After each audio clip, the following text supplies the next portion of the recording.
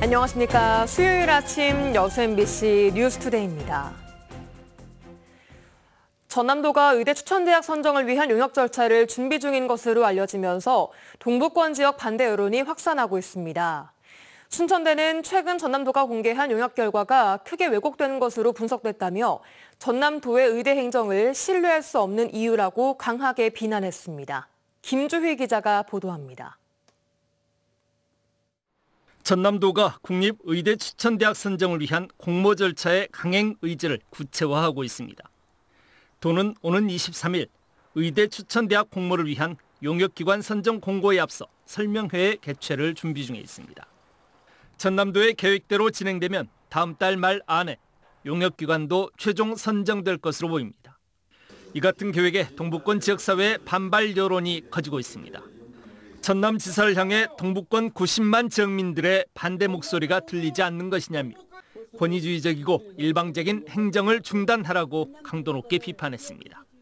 도지사가 정치적 어떤 판단에 의해서 자기 눈에 물대기식의 어떤 이런 공모를 한다고 하면 저희 동부권은 받아들일 수 없고 보다 강력한 저희들의 어떤 입장들을 가지고 저항을 해야 될 거라고 생각을 하고 있습니다.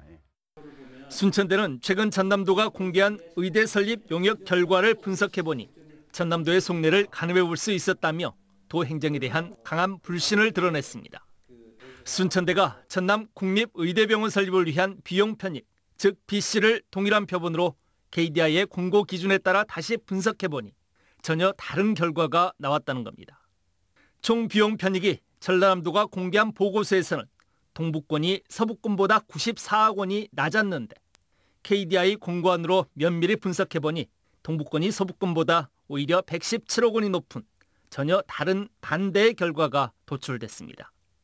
특히 중증 응급 사망자 수 평가 항목에만 80%에 육박하는 과도한 비중을 부여해 결과값을 크게 왜곡했다고도 주장했습니다. 전남 동부권에 유리한 지표는 축소하려고 하고 서부권에 관련 지표는 확대하려고 하는 의도들이 곳곳에 숨어 있습니다. 제가 다 일일이 말씀을 드리기는 그렇습니다만은 곳곳에 그런 의도가 숨어 있었고 이거는 애초에 의도를 갖고 이 연구 보고서를 작성했다고밖에 의심할 수밖에 없습니다. 서부권 출신의 김영록 전남지사는 그동안 지역 균형 발전이란 명분으로 10여 곳이 넘는 정부 공공기관들을 서부권으로 이전시켜왔습니다. 동부권 지역사회는 전남지사가 이제 한 발 더 나아가 도민들의 생명권과 건강권을 담보로 한 의대와 부속병원의 설립 문제까지도 행정이 아닌 정치로 접근하려 하고 있다며 강한 불신을 보이고 있습니다. MBC 뉴스 김주희입니다. 이런 가운데 전남도 의회가 정부에 국립의과대학 신설 정원 200명을 배정해달라고 건의했습니다. 전남도 의회는 의대 정원 2,000명 증원 방침에서 500여 명 여유가 있을 것으로 보인다며 정부가 전남 국립의대 신설을 동시에 검토해야 한다고 밝혔습니다. 정부는 지난달 국무총리 브리핑에서 이번 달 2026학년도 대학 입학 전형 시행 계획을 세우겠다고 발표했으며 최근 의대별 자율 모집 인원을 1,500여 명으로 잠정 확정했습니다. 22대 총선 전남 동부권 국회의원 당선인들이 전남의 균형 발전을 위한 공동 공약을 발표했습니다. 권향엽, 김문수, 문금주, 조계원, 주철현 당선인 등 5명은 어제 국회 소통관에서 기자회견을 열고 여순사건 특별법 개정과 여수 순천 고속도로 건설, 한국항공우주연구원 고흥 분원 유치 등 6대 공동 공약을 밝혔습니다. 이들은 또 도청과 도교육청 등 행정기관과 16개 공공기관이 모두 서부권에 위치해 동부 소외론이 확대되고 있다며 전남의 균형 발전을 촉구했습니다. 광양항 동측 배후단지 내 대규모 상업시설 용지가 여러 조건상 사업성이 떨어져 준공 16년째 미분양 상태로 남아 있습니다. 광양시는 투자비용 회수와 배후단지 활성화를 위해 연내 지구단위 계획을 바꿔 매각할 계획인데 크게 달라진 주변 개발 여건과 맞물려서 이전보다는 전망이 밝아 보입니다. 최우식 기자가 보도합니다. 광양항 동측 배후단지 3단계 개발 사업은 지난 2006년부터 시비 436억여 원이 투자돼 2년 반 만에 완공됐습니다. 하지만 용도가 중심 상업지역인 7만 1000여 제곱미터의 잡종지 두 필지는 지금껏 16년째 팔리지 않고 있습니다. 분양가는 540억 원, 항만법에 따른 10년 양도 제한과 용적률 440% 이하 규정으로 사업성이 떨어져 마땅한 민간 투자자가 없었던 겁니다. 때문에 광양시는 막대한 시비 투자금이 묶여 또 다른 개발 사업에 대한 재투자가 어려운 실정이었습니다. 하지만 지난해 10월 항만법의 개정으로 양도 제한이 해제됐고 지금은 용적률을 높이고 획지 합병 조항을 신설하는 내용의 지구단위 계획 변경도 추진 중입니다. 1500% 이하로 한다 그러면 아무래도 17, 8층까지 건물을 지을 수 있을 걸로 하면 사업자가 아무래도 투자하기가 수월하고 수익성이 좋아질 것으로 판단됩니다. 광양시는 오는 8월 지구단위 계획 변경과 11월 실시계획 변경 승인이 완료되면 올해 안에 감정평가를 거쳐 용지를 매각한다는 계획입니다.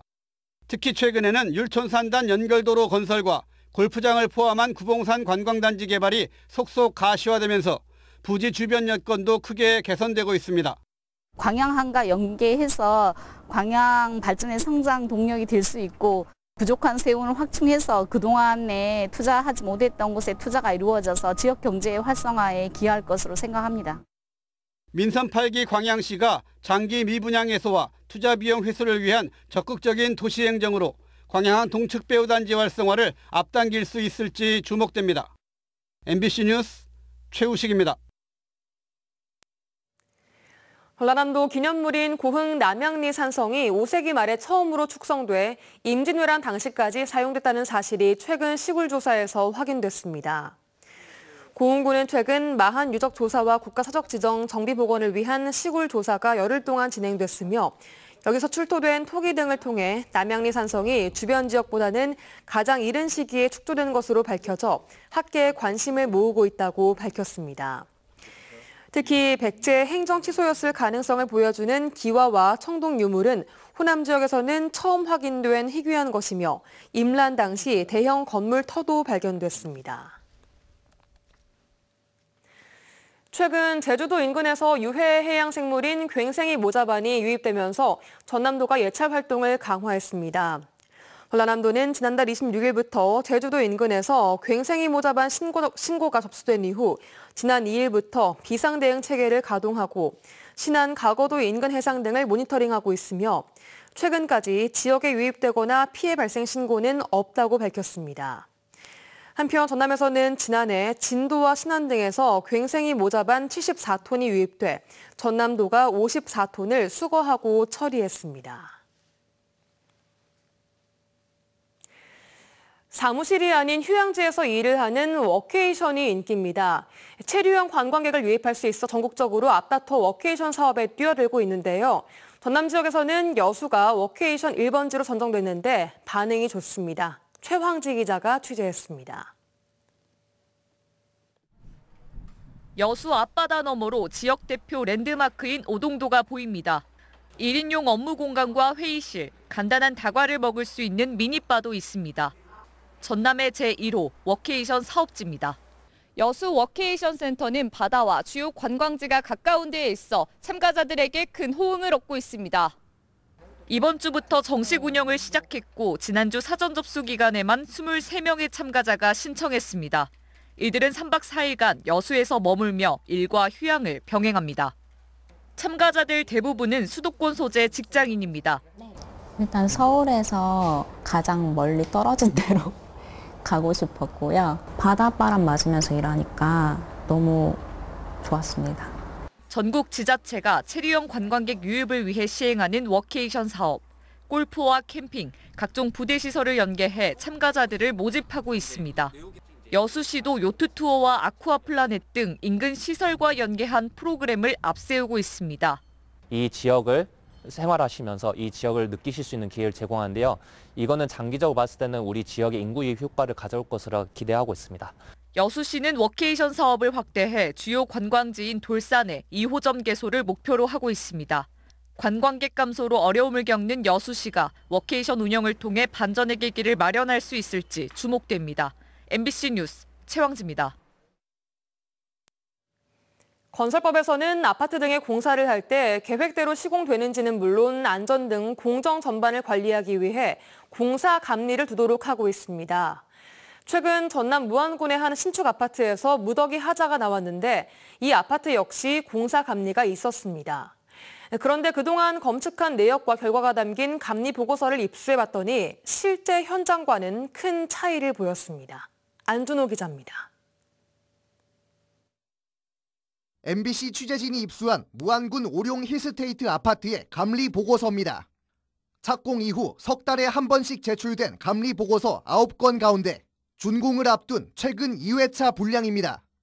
감리자가 검측한 지하급수 입상 배관의 시공 결과는 적합, 각 세대 욕실, 벽체 마감 타일 시공 결과도 적합, 각 세대 벽체 및 바닥 타일 시공 결과도 역시 적합입니다. 하지만 지난달 말 입주자 사전 점검 당시 지하의 배관은 누수로 물이 떨어지고 있었고 파손된 화장실 벽 안에는 타일이 쌓여 있었습니다. 집안 벽 역시 완전히 깨져 있는 상태로 발견되는 등 5만 8천여 건에 달하는 각종 하자가 접수된 실제 시공 결과와는 대조적입니다. 깨진 파일로 넣어가지고 그건 잘못된 거죠. 벽면에 전부 다시 이제 몰타를 한 더 바르게 돼 있어요. 여기는 벽면에 그대로 이게 벽돌 같은데 바로 파일을 붙인 것 같더라고요. 감리 업체가 수행한 검측 등의 결과를 원청인 현대 엔지니어링과 사업계획 승인권자인 무안군에 보고하기 위해 작성하는 감리 보고서. 지난 2년 반 동안 작성된 감리 보고서 검측 결과 내역에서 비적합은 찾아볼 수 없습니다.